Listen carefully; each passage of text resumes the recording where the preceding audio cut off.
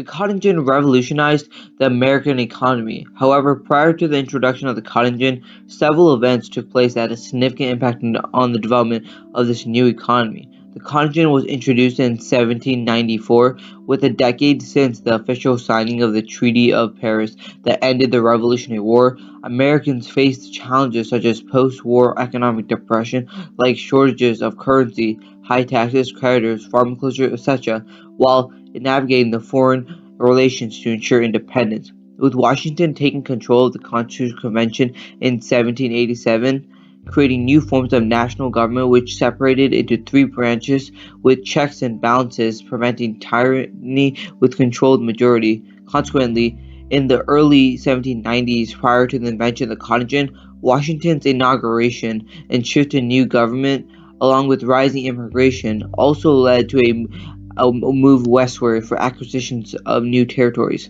A year before the invention, Washington's power solidifies, and the rise of new patents like the stove patent granted to Robert Herrick. Prior to the invention of the cotton gin, America was witnessing a marked decline in slavery because landowners found crops were producing lower profits. After the introduction of the cotton gin, Congress immediately banned the U.S. vessels from supplying slaves to other countries while reinforcing U.S. military commitment. In the same year, due to a rising amount of slaves, the Fugitive Slave Act was passed to ensure the use of slave labor was meant to reap economic benefits for the U.S. For the method, Eli Whitney was the main man behind this game-changing invention that played a crucial role in the push for interchangeable parts as a mode of production. Due to growing up in Massachusetts during the Revolutionary War, he had a desire for machine work and technology. He became an expert at inventions and later on pursued a sophisticated education at Yale University. The design of the cotton gin was quite simple and facilitated widespread use among Southern farmers.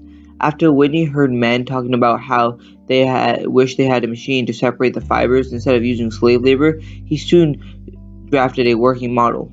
The original name, cotton machine, turned into cotton gin, could efficiently separate fibers from cotton plants about 50 times faster than the traditional method. Since cotton was an ideal crop and easily grown, but farmers faced the challenge of manually separating the seeds from the soft fibers. However, many farmers were forced to grow short, stable cotton that had to be cleaned by hand that required more labor-intensive slave use.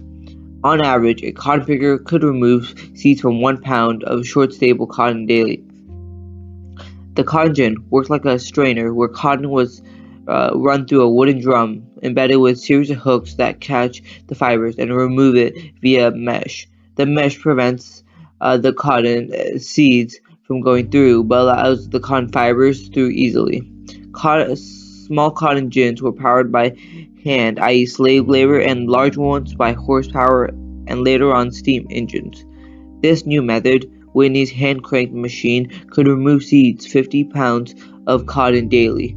This method of design was so popular with Southern farmers that the result was that in each plantation the owners pirated their own version with greater improvement.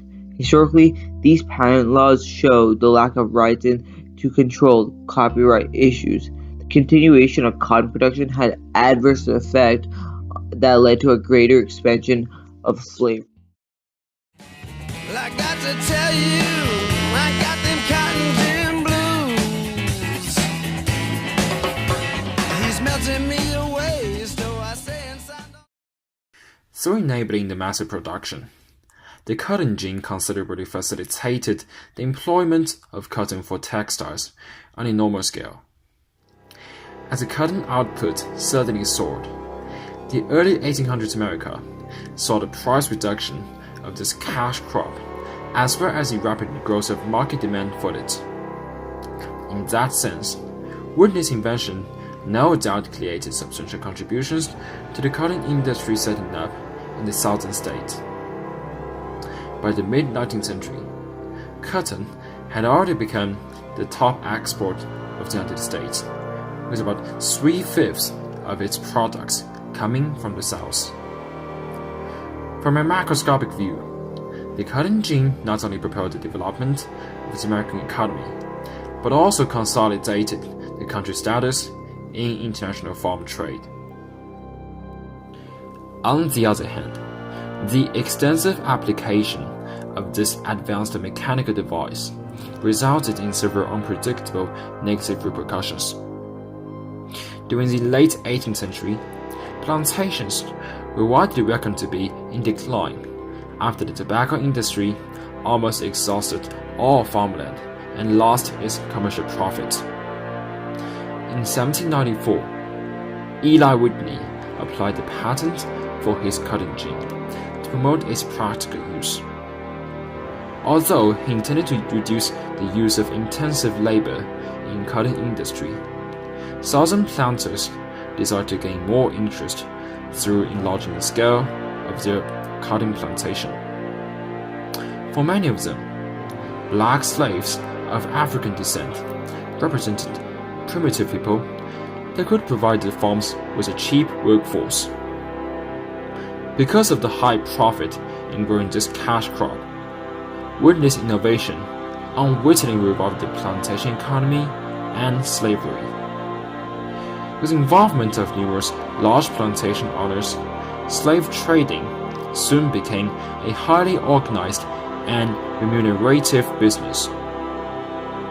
More than 80,000 African blacks were imported to the South as slaves from 1790 to 1808, when the Congress prohibited the slave importation. The expansion of this brutal slavery system in the southern states brought immense and prolonged sufferings to hundreds of thousands of African American people. At the same time, it restricted the growth of the urban economy as large cotton plantations occupied the most territory in the Southwest. Throughout the first 6 decades of the 19th century, it is estimated that roughly 1 million black slaves were transported from the older slave states to the Deep South, also known as the Cotton States of the country, forming 1/3 of the region's total population by 1860.